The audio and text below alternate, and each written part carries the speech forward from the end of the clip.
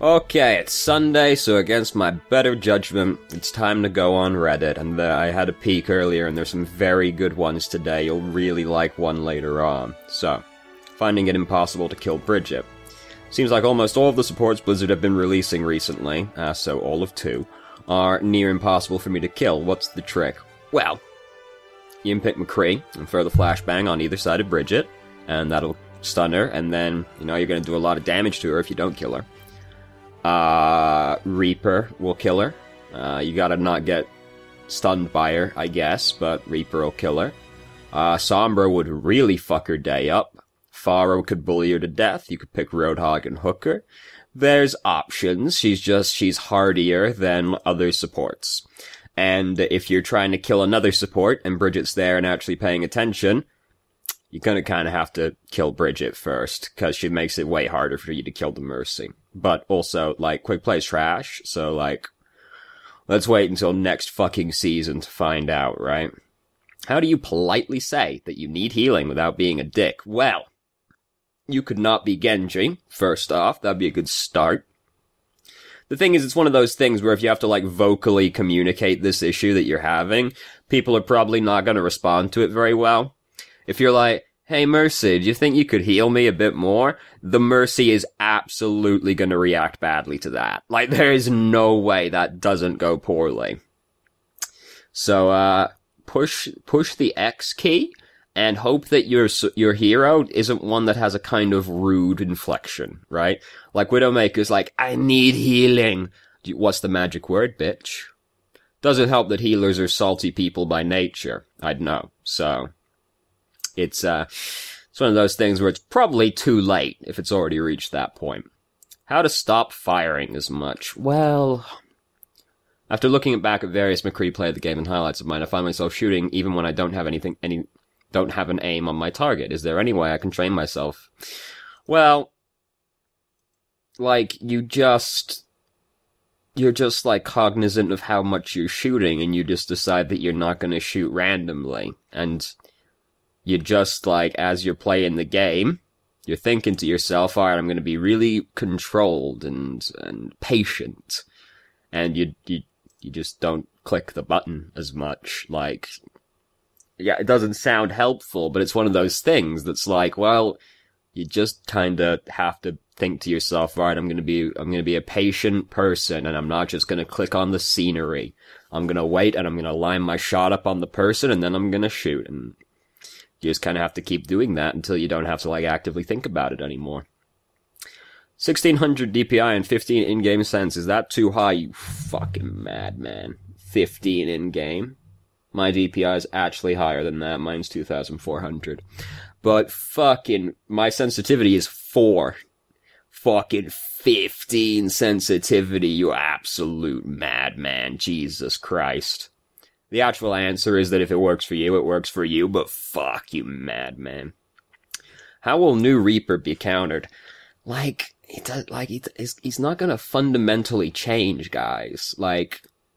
Yeah, alright. Wraith form, alright.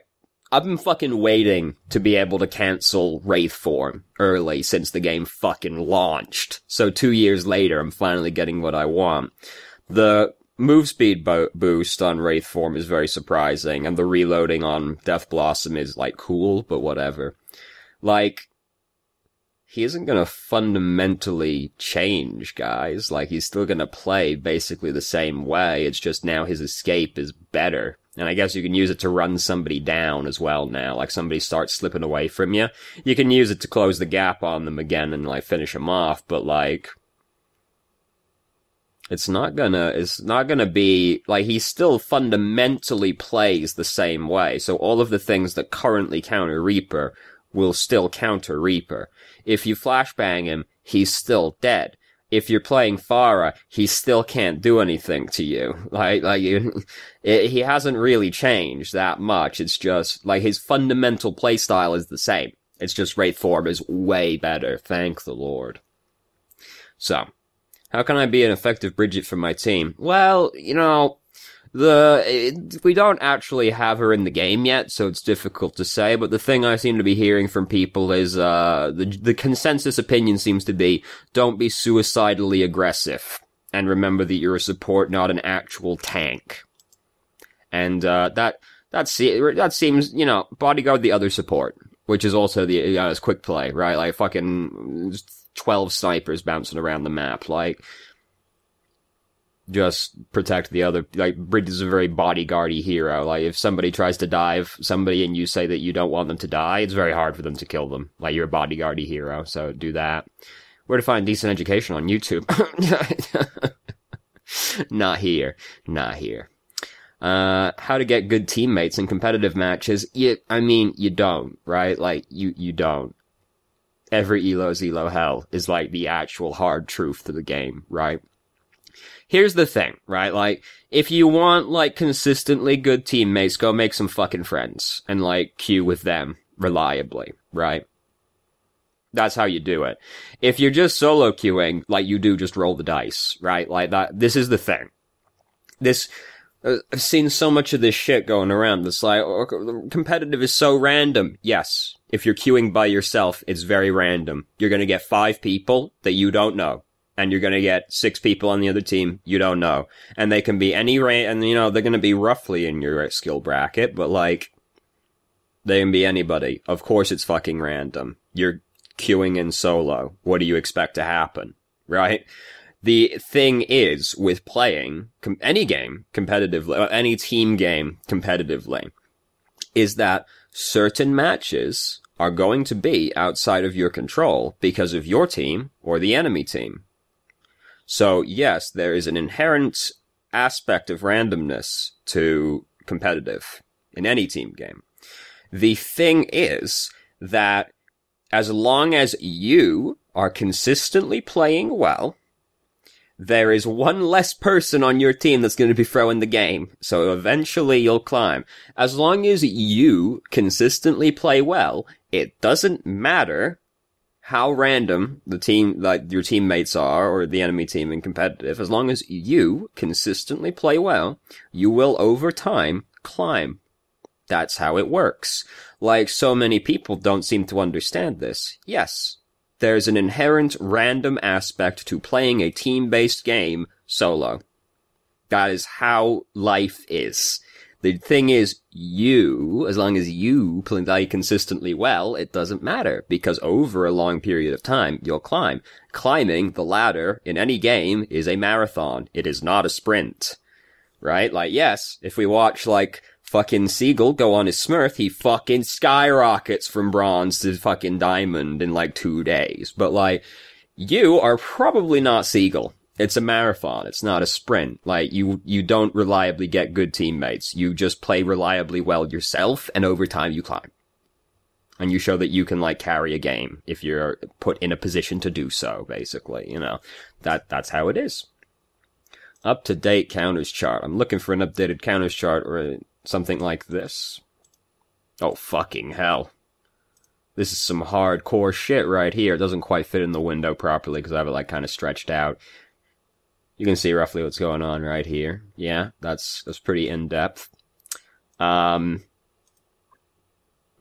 don't really find it that complicated, but I mean, I guess, you know, how rich of me to say, having played the game for actually thousands of hours, but, you know. Is there one? Does somebody link one?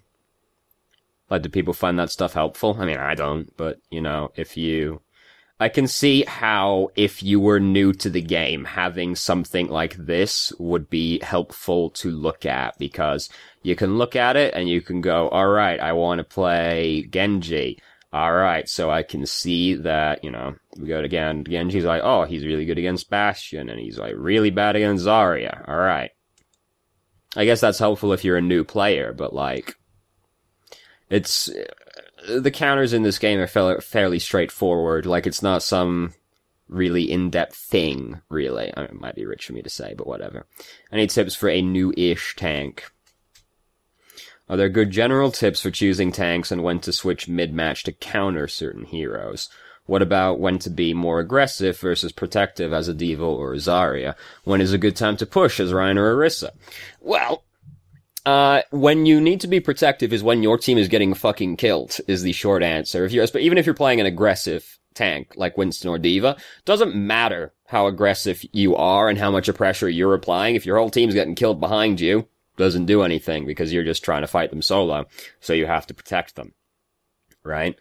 I mean, choosing tanks, it doesn't, like, it's not a huge thing to think about, really. It's like, alright, so I look at my team, and if my team is relatively static, and by that I mean they're slower heroes, I like Soldier, McCree, Anna, Zenyatta, whatever, I think to myself, alright, so I can pick somebody like Reinhardt or Orisa, and I can put the shield in front of these people, and then give them uncontested lines of sight. If they're more bouncy, like Genji, Pharah, Lucio, Mercy, I think, alright, my team are like never going to be standing behind me, so I can just pick somebody like Winston, Diva, Zarya, whatever, maybe even still Orisa. And then, because if you're playing like Reinhardt, and your team is like very bouncy and all over the place and not going to be standing behind you, there's no point playing Reinhardt. Switching mid-match, usually if you're countering, you're changing to as a tank to counter somebody, like there's only one reason it really happens, and that's they suddenly have a lot of snipers on their team, right? So it's like, well, I was playing Reinhardt, but this Hanzo and Widow are fucking my team up, so I'm gonna change to Winston. Like, if you're changing mid-match tank-wise, it tends to be for a fairly obvious reason. Something more subtle is that, like, there's a Reaper on the enemy team and he's making it really difficult for me. You change to, like, Diva or Roadhog because they have, some ability to deal with Reaper as a tank. No tank is, like, great against Reaper, but they have more options than, like, say, fucking Winston does. When is a good time to push as Ryan or Orisa? Like, basically, like, so you're trying to get in through the choke point. And you need to know where you're going, first off, which varies from map to map, right? Like, what's a good example? King's Row, right? King's Row, you're attacking, when you go through the first gate, you don't usually go left past the statue because you have to go through this very narrow channel. And they usually are just, like, pelting you. Like, there's, like, a Junkrat and shit pelting you as you go through there. And it's just rather hostile. Usually it's better to go around, like, the right-hand side, and then you can recover you recover your barrier behind the statue, and then slowly advance in onto the point. And you just slowly walk at them, and then you basically force them to decide to take the fight, because you, from that position, can just walk on to the point as Reinhardt. And force them to, like, engage a fight, basically, or you're gonna slowly, like, walk into them and push them off the objective. It's not usually that simple. But that's, like, a simple, like, you don't usually go through the narrow channel, because you get fucked by things getting thrown into the narrow channel. the other Reinhardt, like, throws Fire Strike through, Symmetra's throwing orbs through, Junkrat's throwing shit in there, Moira orb bouncing through. This very narrow area just makes it very easy for you to get, like, randomly killed by shit like that. And then there's the door on the left-hand side as well. Sometimes you go through the left door, but then you have to go out this very narrow area, which isn't good either. So you usually go around the other side of the statue and slowly walk up to them as Reinhardt. Orisa as well, but the thing is, Orisa's shield is cooldown gated. She can't just easily move it around like Reinhardt.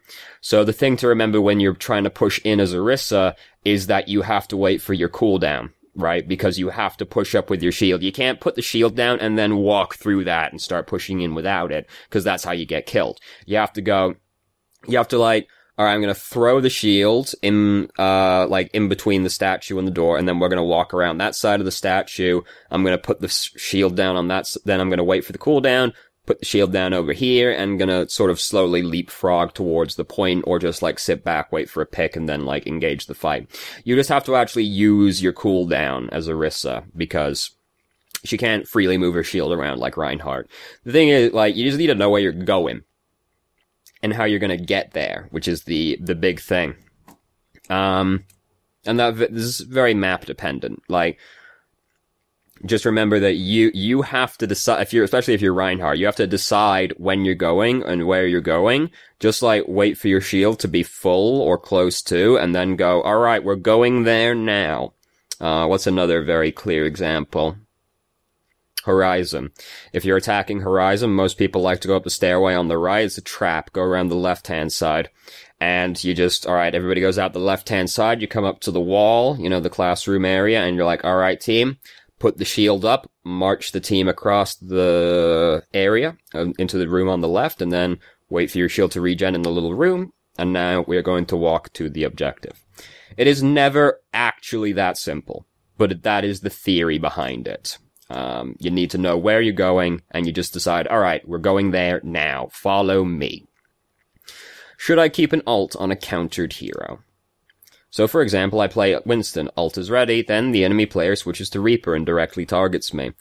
I mean, that isn't in and of itself necessarily the reason to change off of Winston, because as long as you know they have a Reaper and you play around the fact that they have a Reaper, Reaper doesn't kill Winston as long as, you're cognizant that there's a Reaper there, and you don't just, jump directly on him or directly next to him, right? You, play around him, and, Reaper doesn't kill you unless you fuck up. I mean, that's kind of true of, literally everything in the game, but, I wouldn't even necessarily, if I still counter people on their team and Reaper isn't actually giving me trouble, you don't even necessarily need to switch.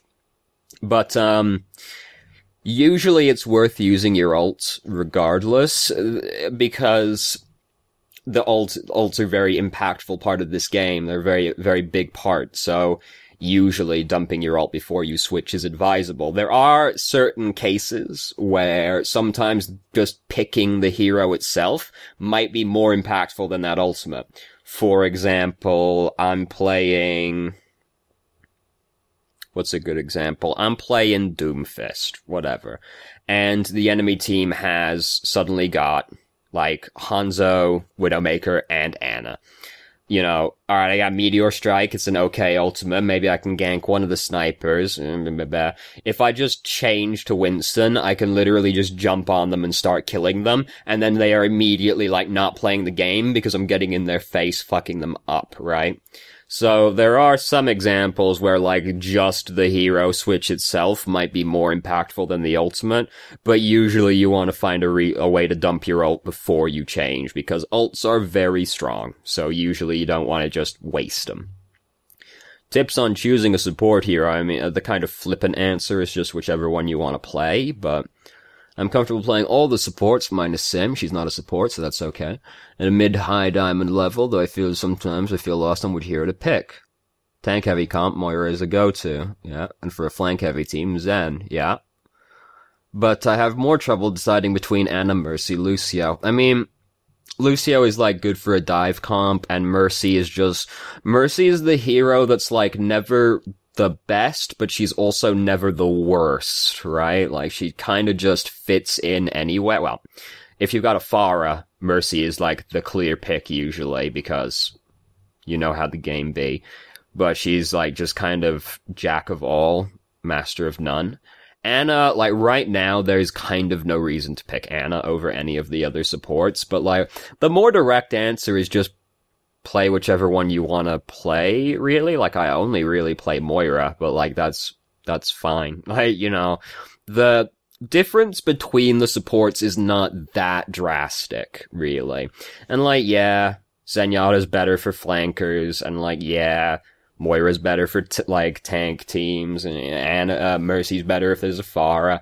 The difference is still relatively minor. You can still just play any of them and do well.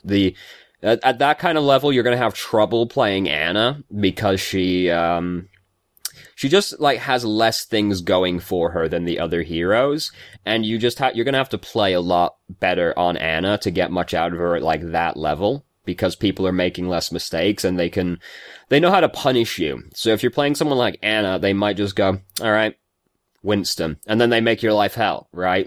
So... Ana is, she'll have issues at that level, but you can still just kind of play whoever. How do you play Blizzworld? That's a fucking excellent question, honestly. The mysteries of this map still elude me. I'll report back when I've played on it more than, 10 times.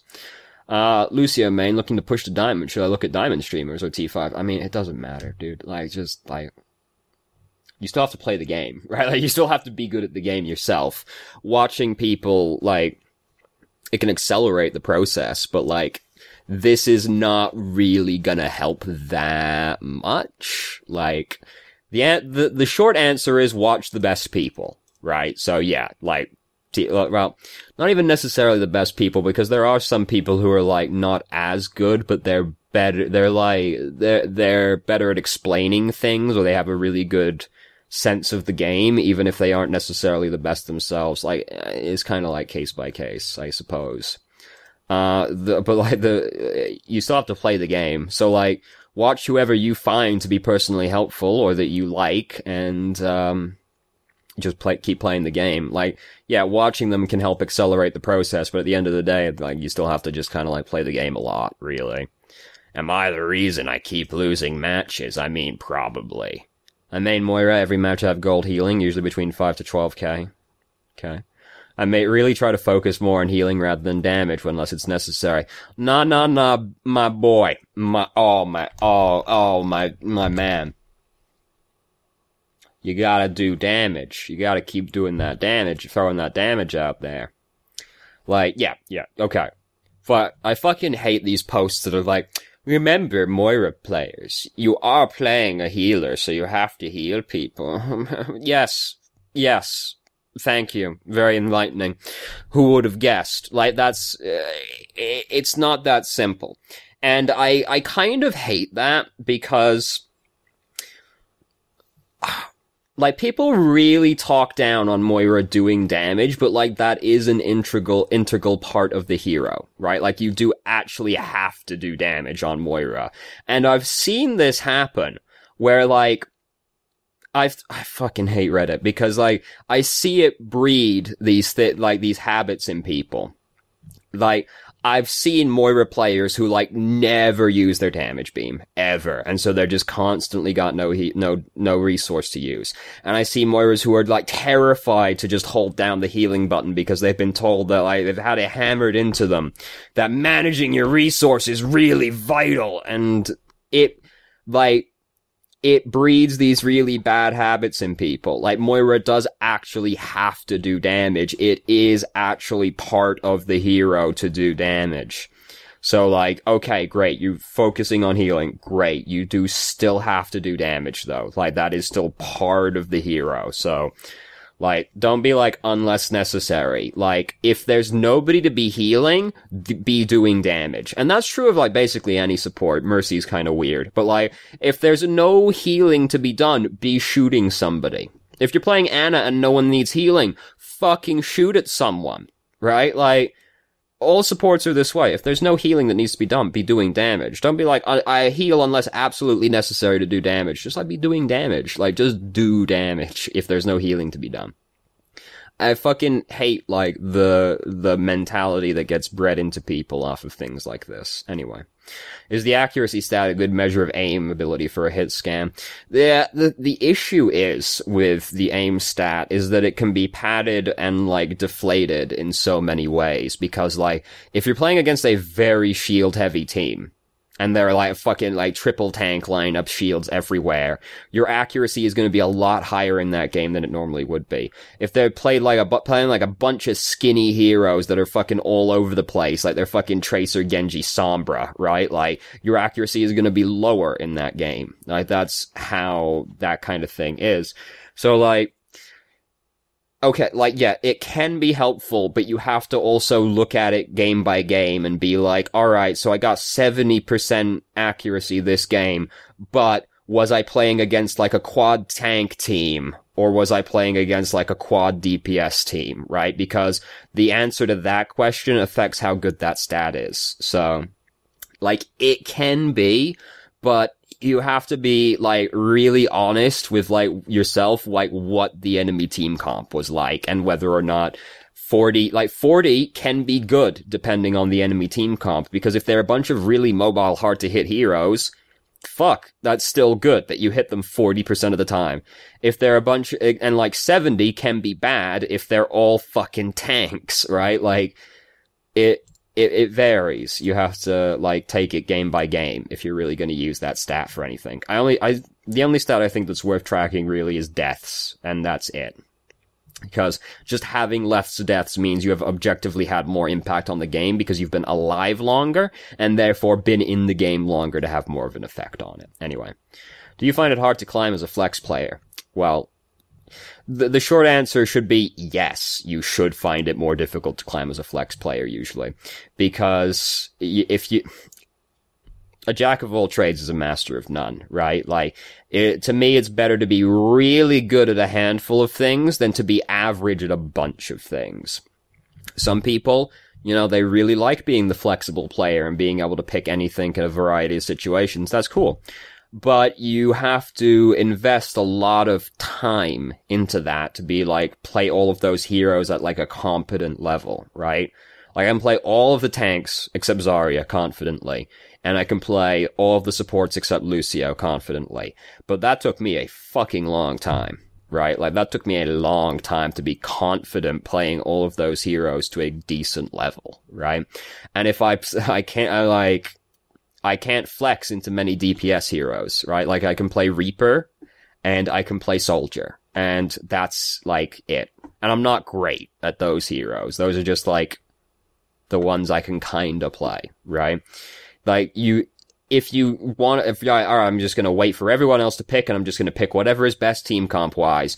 It's gonna take you a really long time to practice certain heroes because you're probably not, if you're truly flexing every single game, you aren't gonna be consistently practicing necessarily even the same role, let alone the same hero. So it's going to take you longer to get better at those heroes, and it's going to take you longer to get better at your game sense can be fine and all that, but each hero still plays drastically differently. So if you're truly being a real hardcore flex player, it's just going to be harder to climb.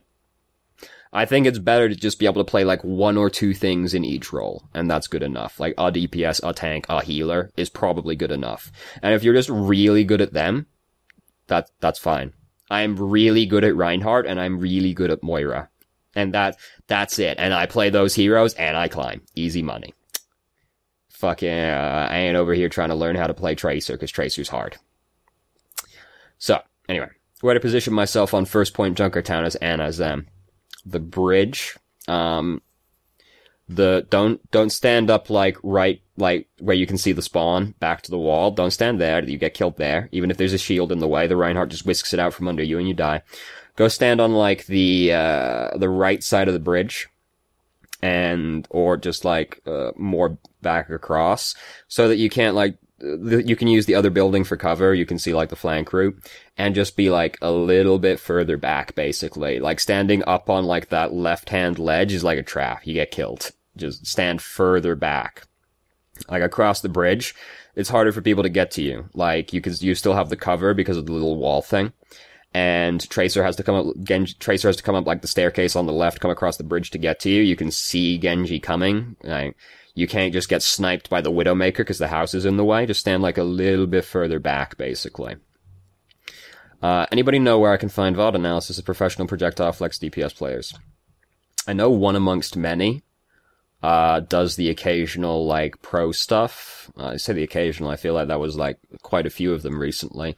I know he does them. I think Unit Lost does them as well.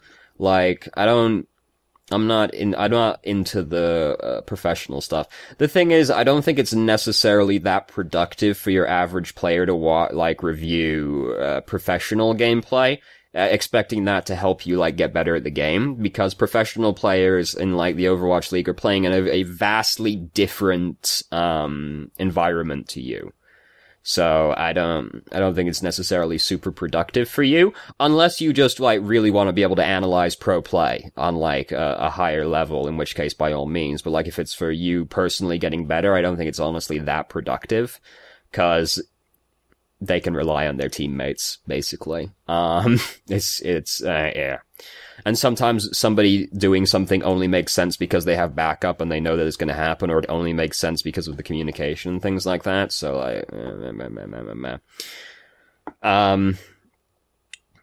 I know one amongst many does it. So, him, I guess. He's good. He knows stuff. Very, much more eloquent man than me. So there's that. also English. More English than me, though, so there's also that. I don't know anybody else offhand. Flame used to, but doesn't anymore, at least not, like, on YouTube, I don't think. Anyway. What is meta right now? Well, it seems kind of all over the place right now from my own experience. According to most people, Reinhardt isn't really meta right now, but I've basically played nothing but Reinhardt this season, and I have like a 63% win ratio, so fuck the meta, right? Like, Dive is, theoretically in right now, but, like, honestly, I haven't even seen that much Dive lately, even though, like, I see people complaining about it all over the place. Like, I don't really see that much Dive. Your experience may vary, but, I feel like Overwatch is kind of the most balanced right now it's ever been. Like, you can basically play, like, almost anyone within reason. And be decent. Like, I feel like right now the meta is pretty good. So you keep your elbow at a 90-degree angle. Like, how do you mean it like this? No. I, like, rest my arm on my, keyboard tray, because I don't actually use the keyboard there. Like, I don't understand.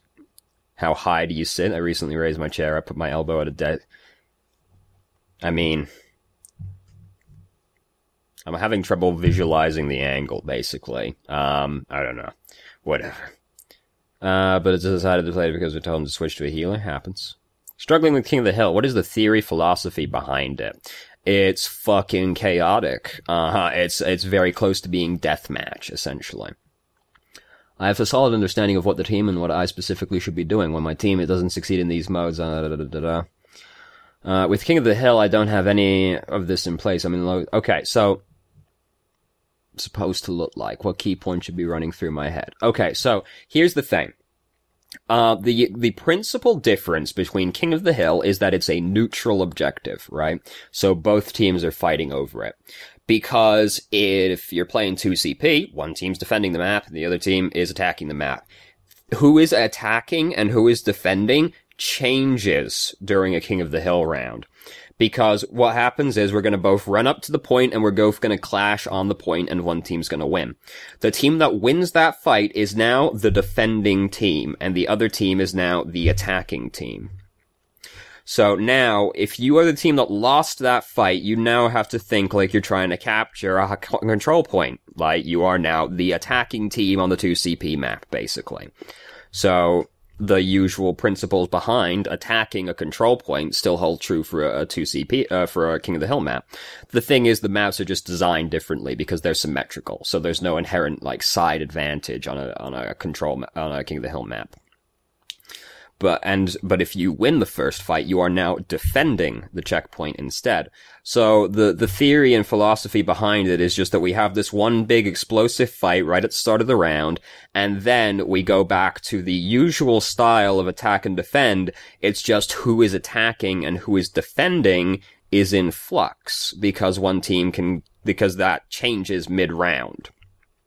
But the usual principles all still apply. Like, if you are attacking the checkpoint, you are still trying to, like, do all the same things. Like, Reinhardt's trying to get you there cover to cover. You're trying to just, like, dive on people. You're trying to flank, whatever. All the usual things you do still apply.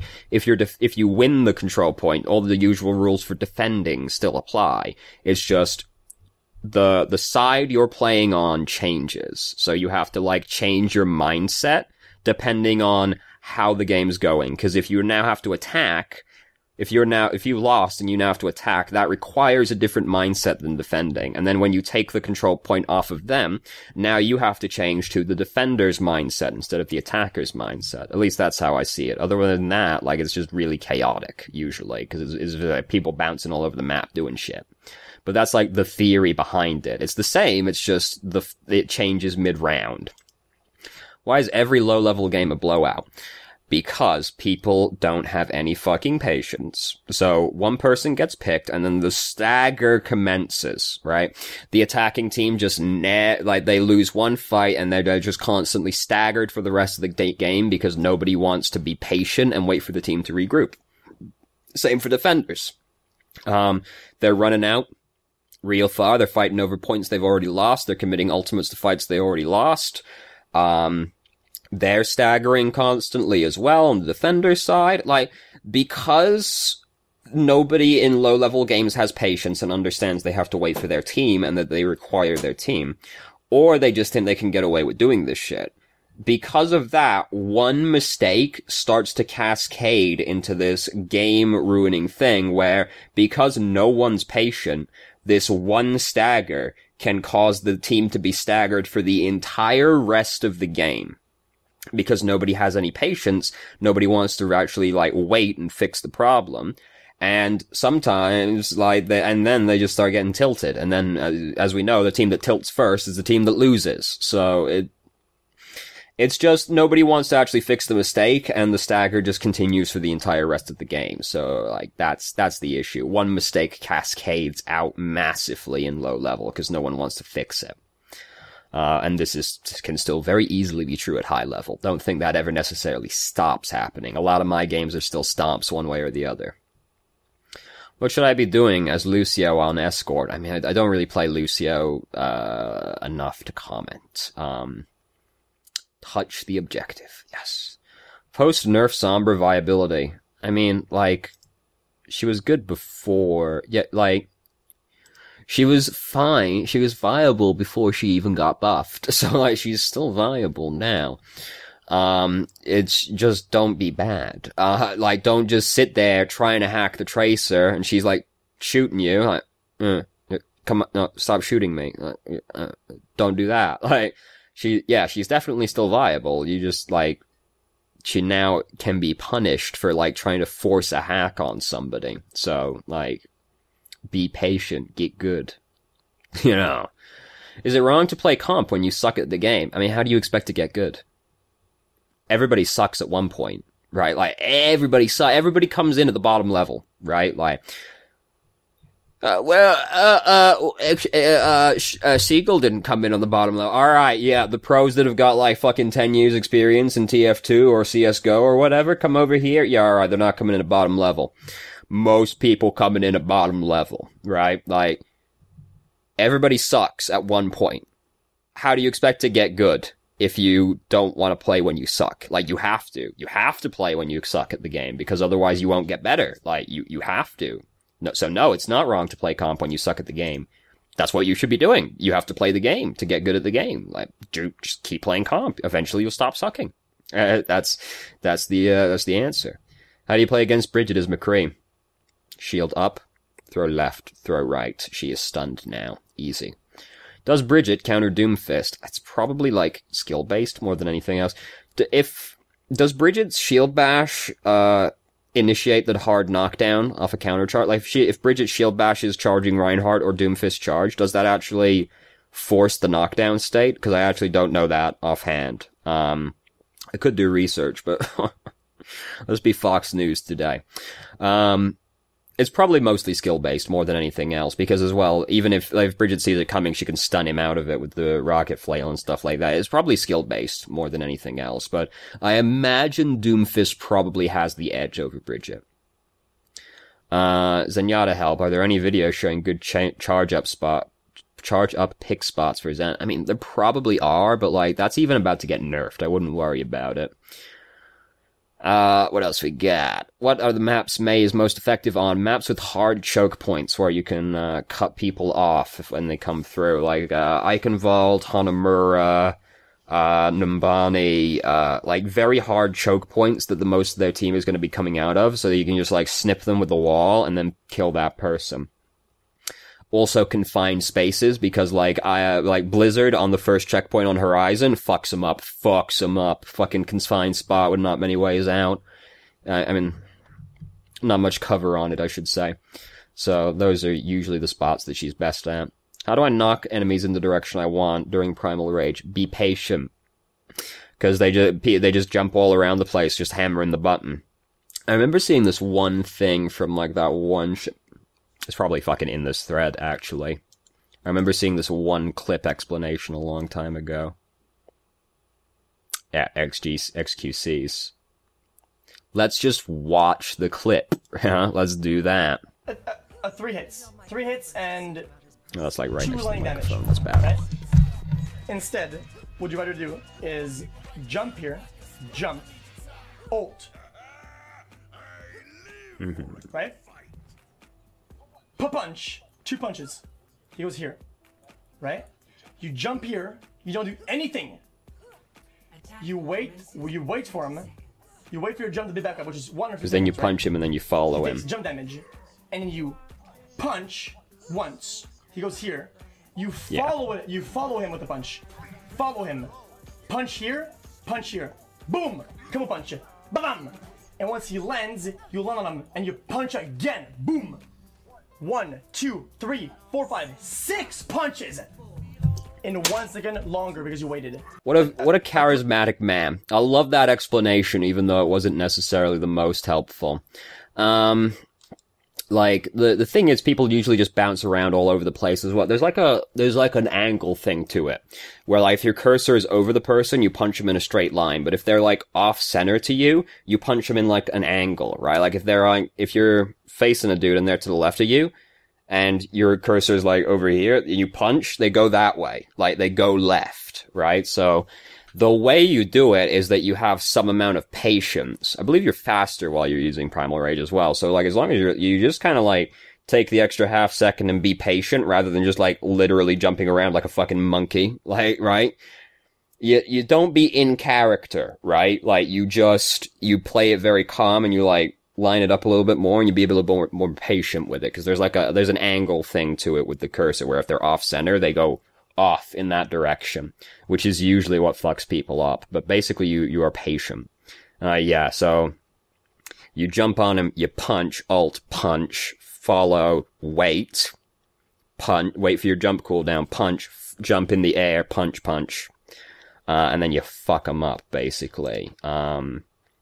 It's very min-maxy stuff, really, but basically the gist of it is, like, be patient. When you're using Primal Rage, and take a little bit longer to, like, line it up so they don't go wildly off, basically.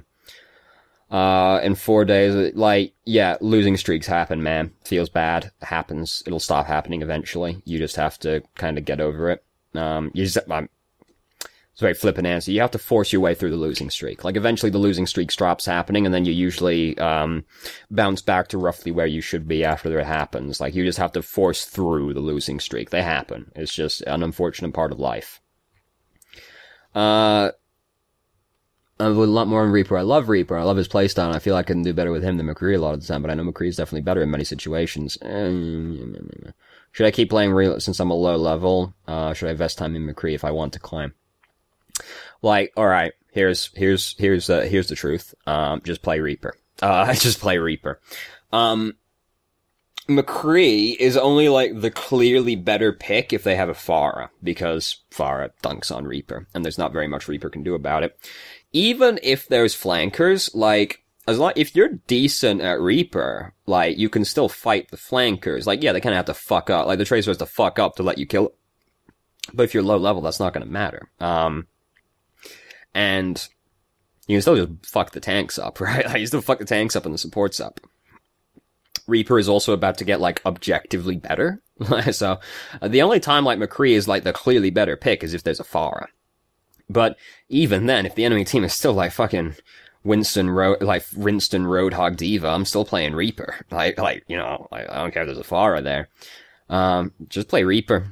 I don't even think McCree is, like, you have to play, like, McCree is, like, inherently slightly more inconsistent than, like, Soldier. So, like, I'd say if you're gonna learn a hit scan hero, learn how to play Soldier rather than McCree, but, like, just play Reaper. Reaper's cool. Fuck, I like Reaper. So this is the really good one. We're not even gonna entertain it, but question about the correlation of weed and getting better. What a world we live in, right? And, you know, 38 comments, people out here indulging this. And I wonder why I don't take Reddit seriously. At low levels, please don't equip a red skin.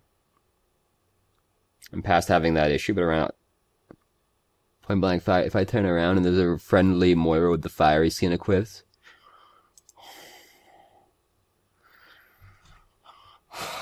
Jesus Christ. Is it harder to level up as a support tank player? I don't think it's harder necessarily as a tank. It is harder as a support. Supports just have less ways to win the game.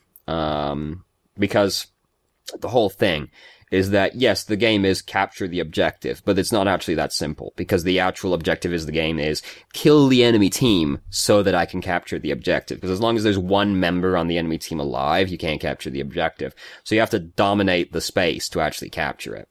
Supports have less ways to do this, right? Like, they don't have damaging ultimates. So, like, Genji has lots of ways, because he can kill people lots of ways, and Dragon Blade makes it really easy. Someone like Mercy doesn't even get to actively contribute to the fight in a lot of ways. So, yeah, supports, it's definitely harder to level up as, and, you wanna stick to certain kinds of supports, like Zenyatta and Moira are basically the best supports you can play low level, because they can kill people as well. So you can heal, you can keep people alive and kill people. Don't pick Zenyatta if you're the only support on the team, please, even if it's low level. But those are like the best supports you can pick, because they have they can kill people as well as keep their team alive, so they have more agency. Tank players, I don't think, I've never personally had an issue as a tank player, because I feel like I have agency over the game as a tank player, because I'm the one that chooses when the fight starts. I'm the one that's initiating the fights. So as long as I pick the fights correctly, and I keep my team alive, I'll win the game. I don't see tanks as being necessarily harder. A lot of people will disagree on me with that one, but I think supports are harder. I don't think tanks are actually harder to climb as. Supports, yes, definitely. You just have less ways to win the game. What are good heroes to pick up now? My whole hero pool is getting nerfed, are they? What's your whole hero pool? Tracer, Genji, Diva player here that can flex to Winston Zen. I mean, they aren't getting nerfed, it's just Bridgette's gonna make life more difficult for you. I mean, just keep playing those heroes, dude. If those are the heroes you want to play, just play those heroes. You'll find a way. You'll make do. I guess, Reaper, similar style of hero, probably going to be better, with Brigitte around, seeing as he'll be able to kill Brigitte, and probably still be able to kill the person through Brigitte, because if you just get up on Mercy, and keep shooting in, and the Brigitte doesn't actually peel you off of the Mercy, you'll still kill the Mercy, even if she puts the armor on them. That's not going to be an issue for Reaper as long as you click on the Mercy properly. The Brigitte has to actually peel you off as well if you're playing Reaper. But if those are the heroes you want to play, just keep playing those heroes, man. It won't be that catastrophic in all likelihood. They'll probably still be fine. And so we've gone through 2 pages of questions. And, yes, that's normal. If you get good, fuck. So we've gone through 2 pages, and that's been a long video, so thank you very much for watching. If you did, if you have any questions, feel free to ask. I'm more than happy to answer. Join our Discord if you haven't already. You can ask questions more directly and have a conversation about them, and I hope you found the video helpful.